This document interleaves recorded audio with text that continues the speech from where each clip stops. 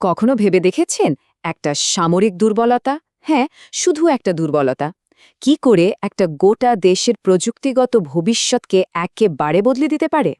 চলুন আজ আমরা সেই গল্পটা একটু কাছ থেকে দেখব।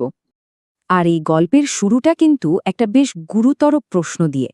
ভারতের সবথেকে আধুনিক যুদ্ধবিমান কি শুরুতেই একটা বড়সড় অসুবিধার মধ্যে পড়ে গেছে?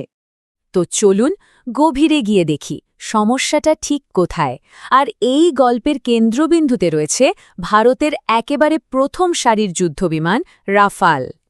ব্যাপারটা হলো একটা ছোট কিন্তু ভীষণই গুরুত্বপূর্ণ টেকনোলজির আপগ্রেড নিয়ে। আর এই আপগ্রেডটা পেতে প্রায় ৮ বছর দেরি হয়ে যাচ্ছে। ভাবুন একবার, এই দেরির কারণে ভারতের বিমান বাহিনী কিন্তু তার আঞ্চলিক প্রতিদ্বন্দ্বীদের থেকে একটা বড়সড় ফারাকের মুখে পড়েছে। এইখানে তাকালেই বিষয়টা আরও পরিষ্কার হয়ে যাবে। একদিকে আছে ভারতের রাফাল, যাতে রয়েছে পুরনো গ্যালিয়াম আর্সেনাইড বা জিএস প্রযুক্তির রাডার, আর অন্যদিকে চীনের J-20, যেখানে রিপোর্ট অনুযায়ী ব্যবহার করা হচ্ছে একেবারে নতুন প্রজন্মের গ্যালিয়াম নাইট্রাইড বা GAN প্রযুক্তি। এখানেই কিন্তু আসল পার্থক্যটা তৈরি হচ্ছে। এখন মনে প্রশ্ন আসতেই পারে, তাই না, যে কি এই জ্ঞান প্রযুক্তি? এমন কি আছে এতে যেটাকে আধুনিক আকাশযুদ্ধের জন্য একটা গেম চেঞ্জার বলা হচ্ছে? খুব সহজ করে যদি বলি, জ্ঞান হচ্ছে একটা বিশেষ ধরনের সেমিকন্ডাক্টর। এটা দিয়ে তৈরি রাডারগুলো অনেক বেশি শক্তিশালী হয়, অনেক বেশি কার্যকর, আর সবচেয়ে বড় কথা, শত্রুপক্ষের ইলেকট্রনিক জ্যামিংকে অনেক ভালোভাবে রুখে দিতে পারে। পার্থক্যটা একবার দেখুন। একদিকে পুরনো জিএস প্রযুক্তি, যার ক্ষমতা কম, গরমও হয় বেশি, আর জ্যামিংয়ের সামনে বেশ দুর্বল। আর অন্যদিকে জ্ঞান প্রযুক্তি, যেটা কিনা রাডারের শক্তিকে প্রায় দ্বিগুণ করে দিচ্ছে। এর হিট ম্যানেজমেন্টও অনেক ভালো, মানে যুদ্ধবিমানগুলো অনেক বেশিক্ষণ ধরে নিজেদের সেরা পারফরমেন্স দিতে পারে। আর আজকের দিনে জ্যামিং ঠেকানোর ক্ষমতাটাই তো জয় আর পরাজয়ের মধ্যে আসল পার্থক্য গড়ে দেয়। বুঝতেই পারছেন, এটা কিন্তু কোনো ছোটখাটো আপগ্রেড নয়। এর ফলে র্যাডারের কার্যকর পাল্লা প্রায় ২০ থেকে ৩০% বেড়ে যাচ্ছে। কিন্তু আসল খেলাটা দেখুন ছোট স্টেলথ টার্গেটের ক্ষেত্রে। পুরনো প্রযুক্তিতে যেখানে ডিটেকশন রেঞ্জ ছিল মাত্র ২২.৫ কিলোমিটারের মতো, নতুন জ্ঞান প্রযুক্তিতে সেটা বেড়ে প্রায় ৪০ কিলোমিটার হয়ে যাচ্ছে। মানে শত্রু আপনাকে দেখার অনেক আগেই আপনি তাকে দেখে ফেলবেন। এটাই তো একটা নির্ণায়ক সুবিধা। এই একটা যন্ত্রাংশ পেতে দেরি হওয়াটা আসলে ভারতের জন্য একটা অনেক বড় সমস্যার দিকটা চোখে আঙুল দিয়ে দেখিয়ে দিয়েছে।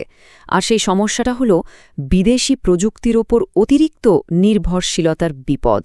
ব্যাপারটা হলো, রাফাল কেনার চুক্তিতে এই অত্যাধুনিক জ্ঞান রাডার ভারতে তৈরি করার কোনো অনুমতি ছিল না। এর মানে কি দাঁড়ালো?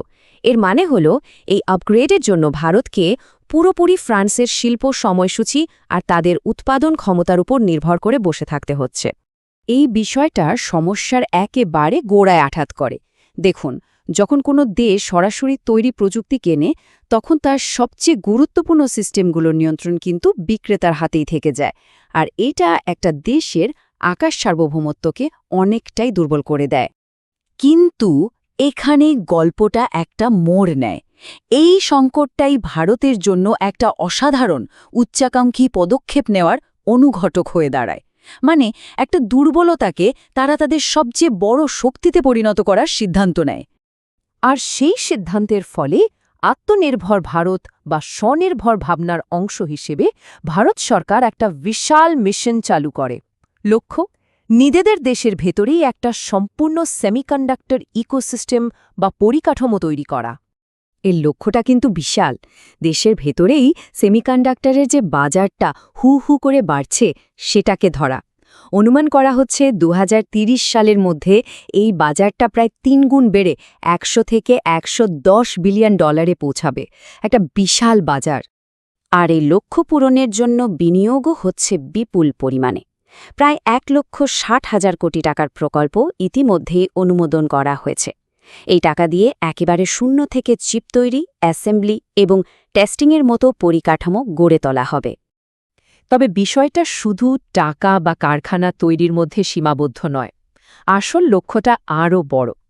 ভবিষ্যতের জন্য একটা সম্পূর্ণ স্বয়ংসম্পূর্ণ প্রযুক্তি ব্যবস্থা বা ফুল স্ট্যাক ভ্যালু চেইন তৈরি করা। আর এই ইন্ডিয়া সেমিকন্ডাক্টর মিশনের উদ্দেশ্যগুলো কিন্তু খুব পরিষ্কার। প্রথমত, প্রযুক্তিগত সার্বভৌমত্ব অর্জন করা। দ্বিতীয়ত, ভূ-রাজনৈতিক ঝামেলার কারণে যাতে সাপ্লাই চেইন ভেঙে না পড়ে তা নিশ্চিত করা। আর তৃতীয়ত, আগামী 1 দশকের মধ্যে প্রায় 60,000 দক্ষ কর্মী তৈরি করা, যারা এই ইন্ডাস্ট্রিকে এগিয়ে নিয়ে যাবে। আর দেখুন, এখানেই কিন্তু গল্পটা একটা বৃত্ত সম্পূর্ণ করছে।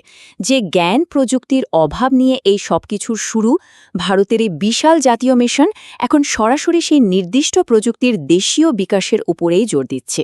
প্রতিরক্ষা মন্ত্রক নিজেই এই কথা জানাচ্ছে। সুতরাং ভারত তার ভবিষ্যতের নিরাপত্তা আর সার্বভৌমত্বকে একরকম বাজি রেখেই নিজস্ব প্রযুক্তি তৈরির এই বিশাল কর্মযজ্ঞে নেমেছে। এখন শেষ প্রশ্নটা হল, বিশ্বের পরবর্তী প্রযুক্তিগত সুপার পাওয়ার কি ভারতের এই নতুন সেমিকন্ডাক্টর কারখানাগুলো থেকেই উঠে আসবে? সময়ই এর উত্তর দেবে।